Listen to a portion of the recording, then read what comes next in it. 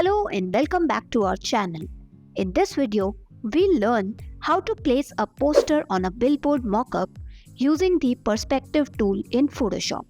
So, let's open Photoshop and get started. Here, we have our billboard mockup image. Just drag and drop the design you want to place on the mockup. Press Ctrl or Command T to adjust it.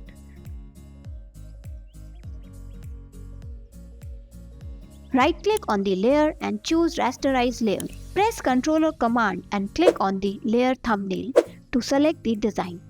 Press Ctrl or Command X to cut it. Now, go to Filter and choose Vanishing Point. Press Ctrl or Command plus and minus to zoom in and out the image. Draw the points around the billboard corners and then press Ctrl or Command V to paste your design. Move your design to the mockup space. Press Ctrl or Command T to adjust it.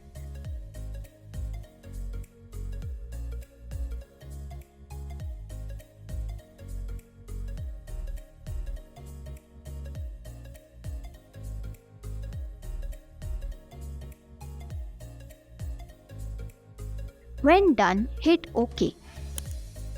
Now here, change its blending mode to multiply. And there you have it.